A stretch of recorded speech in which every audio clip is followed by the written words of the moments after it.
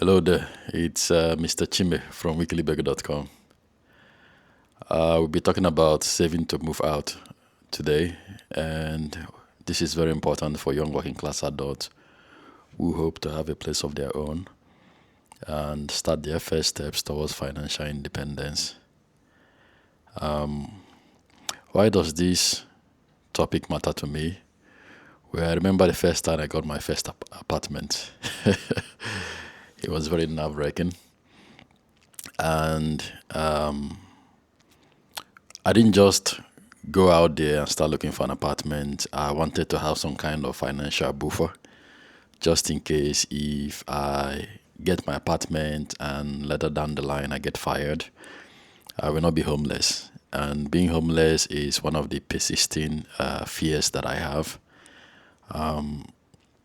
It's very perpetual, and sometimes it causes me anxiety. Like I will wake up at night, and jump into the Weekly Bagel platform and start working hard because I wanted to make sure that I have a means of income coming in such a way that I will never be homeless.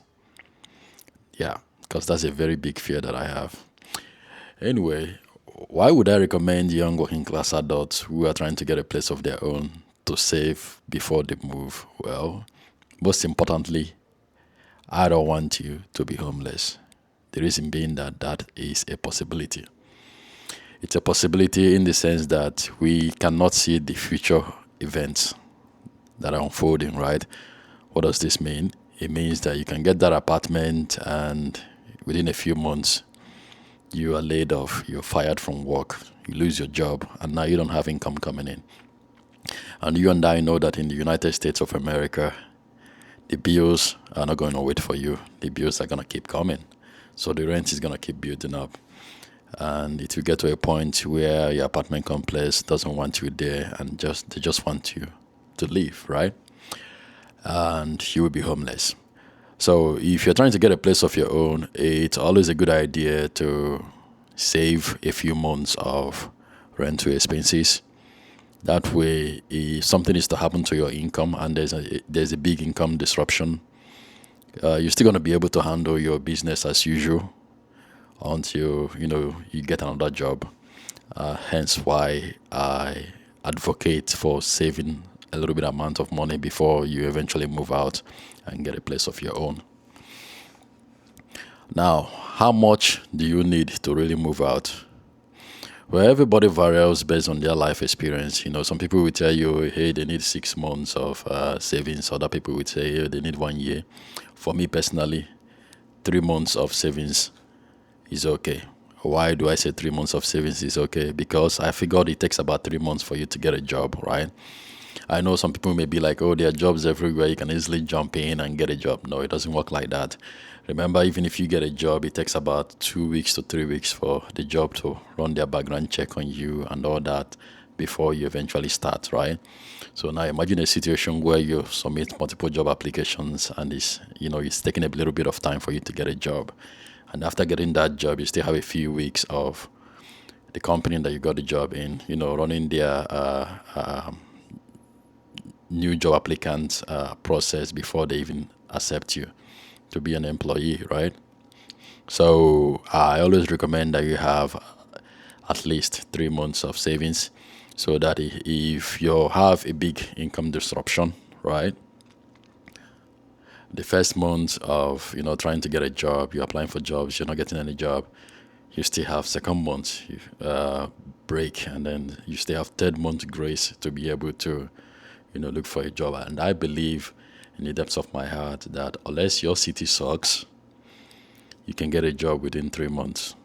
Even if it doesn't really have to be exactly what you're doing, it could be something else in another industry where you could just be managing that, having an income coming in until you're able to get back to what you used to do. That is if you choose to. So 3 months of savings at least will do that for you. It will provide that financial security and a peace of mind. So that way you don't have to have my fear, which is being homeless, right? It's not funny. It's actually a very big deal because especially if I don't know about your city, but in my city, When you drive around, you see a lot of people, sleeping in the streets, and sometimes when it's raining, you see them walking in the rain. It makes me feel bad, and sometimes the kind of person that like to imagine myself wearing other people's shoes, meaning experiencing what other people are experiencing, and I know what it will be like if I'm ever in that kind of situation. I will be completely broken, and I don't want to ever put myself in that mental space, right? At the same time, as the young working class adult that you are, I want you to not be in a situation where you're like that too, right?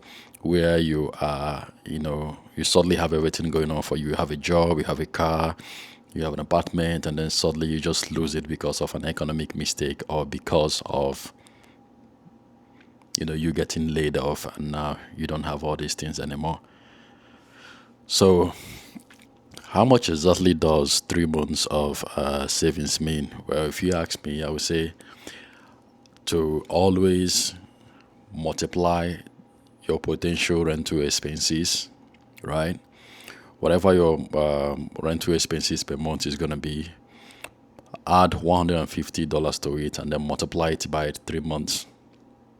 Now, if you want to do 6 months of savings and your parents are okay with you not paying bills and squaring that money away, or your roommate is okay with you, you know, not paying any expenses and squaring that money away, you could do that. But you have to get that your monthly rental expenses, right? And then you add $150 to it times the number of months, 3 months, if you want to, save up to 3 months, or 6 months, if you want to save up to 6 months. Now, what is this $150 that you're adding to it? Well, the $150 that you're adding to it is basically your meal expenses. I know. Hear me out. Hear me out. You may be like, Mr. Chime, who on earth survives on $150 food expenses? Me. Yes. I don't know where you live in the United States, but I live in the great state of Texas. Here, everything is cheap, and that includes food expenses, right? So you're gonna go buy 2 weeks of groceries, which is probably gonna cost you about $100, and then you cook your meals and then you prep them. Take for instance, if you are going to buy fish, don't buy the fish that is already sliced up for you. Buy the whole thing, the long one, right? Then cut it all up or grill the whole thing, cut it all up, and then prepare your meal. Prepare your meals 1 week in advance, and then have it stored in the freezer or refrigerator. If you're ever going to work, you just grab it out and then you take it to work with you. That's how you save. Now that $150 is not always $150. Sometimes I stretch it all the way to $200. Now, one of my most least expenses in life as a young working class adult is food expenses. I know you may think it's gonna be the highest, but it's actually food expenses. I have managed over the 12 years to figure out a way of keeping it very low. Now with you, the $150 there, it may not be $150 if you think that you could that your food expenses cost more, maybe it costs you about $300 a month to $500 a month. What you're gonna do is find out your potential apartment rent. Let's say if the rent is $1,000, for instance, for a one-bedroom apartment, you're gonna add that $1,000 to $500 and then multiply that by 3. And that's gonna give you how much you need to save before you go get an apartment of your own, right? Now, if your rental expenses is 800, add that 800 to what you think your monthly food expenses is gonna be, and then multiply it by the number of months that you wanna save that money, and that's how you get how much you need to save before you move. Now, that's what I think that you need, in order to be able to have that peace of mind. Say if you finally eventually get that apartment, you're not always fearing about losing a job or having that anxiety that your boss may come up one day and say something disrespectful to you, and then you stand up for yourself, and before you know what is going on, you lose your job, and now you're out in the street. You're not gonna have that kind of anxiety. Yes, that's the anxiety that I have. It's real. It's a real young working class adult struggle. you can think about it yourself. You may have your own, but this is mine. But the reason why I'm sharing that with you is because there are thousands, if not millions, of young working class adults with a similar kind of fear, especially if you are living day to day and after your salary monthly, you don't have much left. You have to think about these things, in a way that you can always protect yourself in case of income disruption. You will not be that helpless, right? Now, how do you go about saving the amount that you have calculated? Remember, I told you it's going to be your rent plus your food expense, your rental expenses, right? Plus your food expenses times the number of months you're going to save. Once you get that amount, now how do you go about saving up this amount? Well, what I think you need to do is you need to get a job that pays you well enough to squirrel some money away. Now, let's say that you're thinking about moving in 3 months' time, and 3 months is all you have to raise this amount of money that you have, come up with. Let me give you an instance. Let's say the rental expenses are going to be $1,000 monthly, and then your food expenses are going to be $1,000. And now you have $2,000 per month times by 3 months. What do you have? 2 times by 3 is going to give you what, 6,000, right? So you need $6,000. That's what you need to save in 3 months, right? In a situation like that, what do you need to do? How do you come up with the $6,000? Especially if your monthly income is like, say, $2,000 per month, and you have other expenses that you're taking care of. What do you need to do? Well, in my particular scenario, for me to be able to save that amount that I told you, which I was able to save, what I did was I had a full-time job plus a part-time job. And that part-time job, it doesn't have to be 20 hours a week. It could be as little as 15 hours a week, right? So you're going to get that 15 hours a week.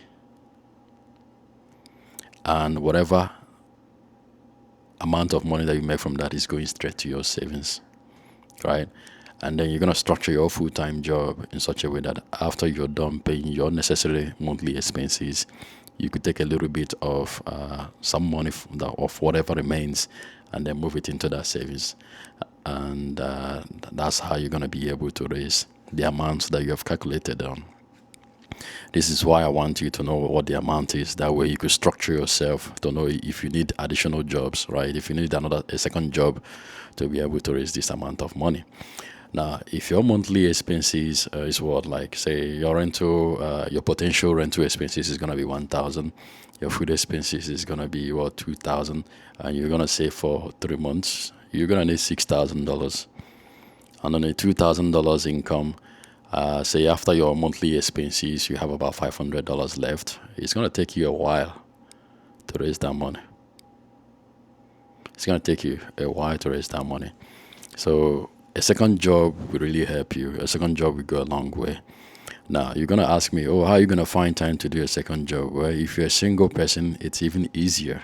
By a single person, I mean that you're not married and you don't have kids, right? It's going to be quite easy for you to raise this amount of money. And how you're going to go about it is going to be this. You have 24 hours in a day, right? Maybe your current job is giving you 8-hour shifts per day. You still have 16 hours. So you have 8 hours to sleep, and then you have another 8 hours to do as you please, right? So what you're going to do is you're going to go on Indeed, or you can go on any other job platforms and look for part-time jobs where you can maybe do 4 hours a day. Yeah, you could do that 5 days a week, or you could just do 6 hours, even 8 hours, three 8 hours per week, or you could do 2 8 hours per week, which is 16 hours per week, right? And you could just structure your life in such a way that you're not going to feel the whole stress of it. I'm not saying that it's going to be very easy. It's not going to be very easy because obviously maybe you have not done it before. So if you're doing it for the first time, you have to think about it and structure your life in such a way that the second job is not going to disrupt your life, right? And so that way, you're able to have another money coming in to be able to meet up the goal of that savings amount that you have on mind. Now, once you've done all these things, then, you're now ready to move. Someone that is moving for the first time, right? Like say it's your first time of moving and you have $6,000 in your account, and say your apartment rental expenses are like $1,000, you're gonna feel good about yourself. You feel good about yourself because that there gives you like a few months of peace. What do I mean by peace? I mean like if something is to happen suddenly and your income is disrupted, you're not gonna be you know I don't know. Have you had that have you had that feeling whereby you you just feel so helpless because you know that nobody's coming to help you. If you've ever felt that before, that $6,000 right there is going to make sure that you don't feel it. It protects you from such a feeling. And if you've felt it before, it's a very, very terrible feeling. And I kid you not. It keeps you up at night because you don't know what your fate tomorrow is, right? You don't know if you're going to be out in the streets. Well, when you have this amount of money or whatever amount that you have come up with, that you have saved and you have it in your bank and it's breathing in your bank, it's breathing for you in your bank, it's a good feeling. No, trust me on this. It's a very good feeling. It's a very, very good feeling. Because now, when you leave your parents' house, when you leave your custodian, your guardian, your roommate, and then you go and then you step into the world as a young working class adult that is meant to do great things, and you're out there and you got a place of your own and you're living alone, you have peace. At least you have certain level of peace, right? You will have certain level of peace. When you go into work, you go into work confidently because you have money breathing in your bank account. There's money in your bank account sitting, waiting for mishaps to happen, waiting for life challenges to come so that it can solve them for you. You're not going to be that stressful because there's a difference between that you go into your bank account and you have $0 in there. Even if you're working a $10,000 job, but your monthly expenses is eating into that $10,000 job and you don't see anything at the end of the month, there's a stress, there's an anxiety that comes with it. As long as you're a young working class adult, you're always thinking about what is going to happen to you if your income is disrupted. I know some people may be like, oh, we're in some states, landlords can just kick you out. Yeah, maybe they can kick you out in a month, but best believe that if you're not paying that rent in 3 months, you're going to be gone. Because there's also a law that protects landlords so that tenants cannot take advantage of them. Whether this tenant is doing this subconsciously or whether it's unintentional. So yes, before you move out to go find a place of your own, just make sure that you're moving out with savings. I'm begging you to do this, and there's a reason for this. Because when you move out of your parents' house, it's a power move, right? That means you're ready to be a young working class adult. And me being a young working class adult and having come far from a janitor to a certified surgical tech and nurse, I can tell you right now that there's a peace that comes with knowing that there's a kind of life challenge that will hit you and you still feel that everything's going to be all right because you have a little bit of money in your savings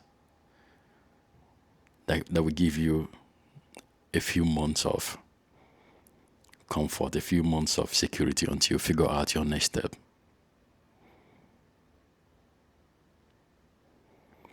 And that's why I don't want you moving out without those savings, no matter how little it is, even if it's 3,000. It doesn't have to be 6,000. Because I know some of us young working class adults are not making enough to raise 6,000 in 3 months. Even if it's 2,500. Let us say that, for instance, you found a studio that's going to charge you a rental expenses of about, say, $750. Okay, let's use $800 dollars in a month. and then you figure that your food expense is going to be 500. That means you need about $1,300 a month, right? And then when you multiply that by 3, what is that going to give you? 3,900. That's what you need to move out. And if you have that money, I can guarantee you right now that if you have that money, you will not be as stressed out as someone who doesn't have a single money in their bank account when they move out. Because you know that if something happens to you at work and you lose your job, you're not going to be running around, helpless. And you will not be put in a situation to do things that you don't want to do. That while you are at home, in a place you still own and have control over, that you're going to figure all these things out. And that's why I want you to be saving money before you move out. Sorry, I get emotional about this because I have had earlier in life where I lost my job and I didn't have savings, and it was ridiculous. I don't want that happening to you. So if you ever want to move out, please make sure that you get what your potential rental expense is going to be, and then add what you think your food expense is going to be, and then multiply that by the number of months that you want to save money, and save it. If you can't save that amount, don't move. Stay where you are. And that's all I've got to say to you today. I remain yours truly, Mr. Chime. Talk to you next week.